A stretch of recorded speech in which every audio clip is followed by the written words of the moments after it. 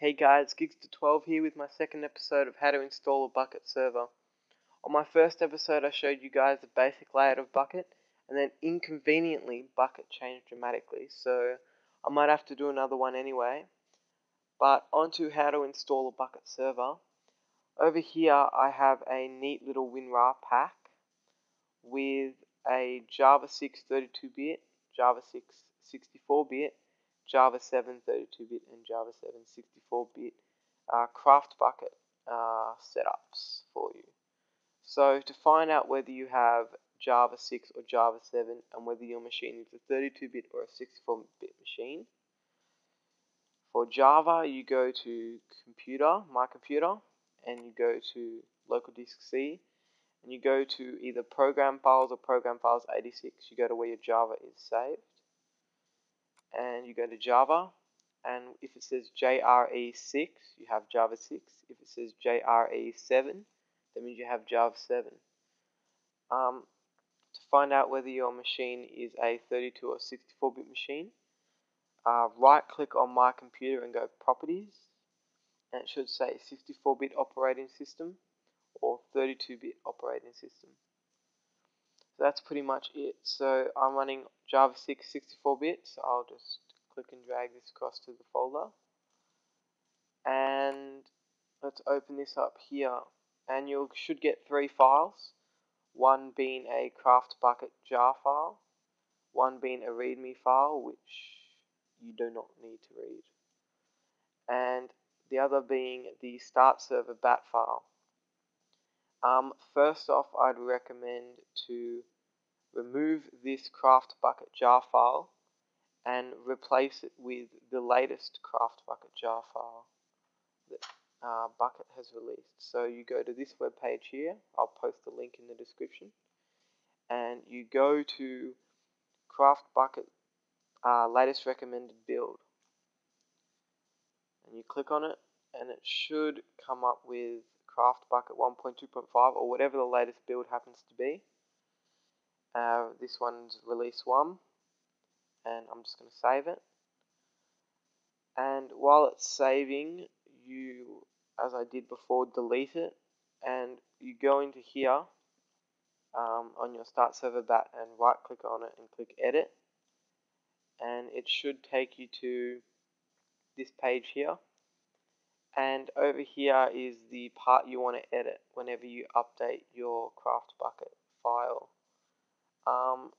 You basically keep craft Bukkit and you change what version it is. So this is 1.2.5, and I don't really like to keep release 1. It's up to you whether you want to keep release 1, release 2. And make sure you have .jar at the end of it, and you click save. Good, this is downloaded. You paste your latest craft Bukkit jar file in your folder here, and make sure you rename it to what you call it in the start server code, which was craft Bukkit dash 1.2.5. Craft Bukkit dash 1.2.5. Good. And basically you just click start server and it should run like this. And what it will do is it will unpack all the Bukkit files that you need to run your server. It will create a default world.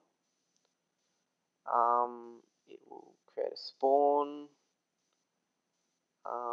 So that's basically how to start off your craft Bukkit server.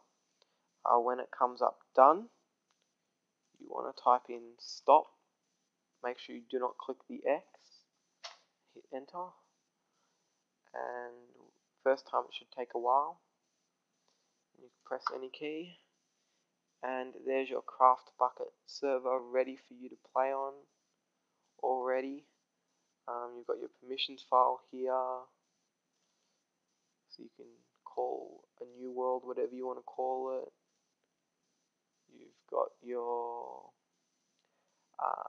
world, you've got your plugins folder, you've got your opt text file, your whitelist, server log. You've got everything you need. Also, you might want to, if you're having problems, you might want to come back to this page here and scroll down to all these different codes here and basically read what it says. If it's 32-bit with a 64-bit machine, then you put this code in. Always renaming your craft bucket to whatever the jar is. If you're running Java 7 on 32-bit 64 machine, then this is your code. Not sure what this one is.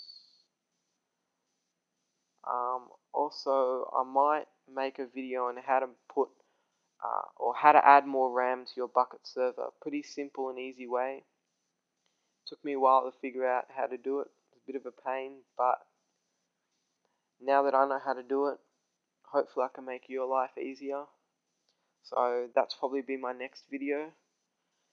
So that's it for my second episode.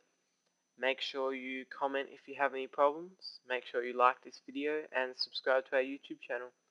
Thanks very much.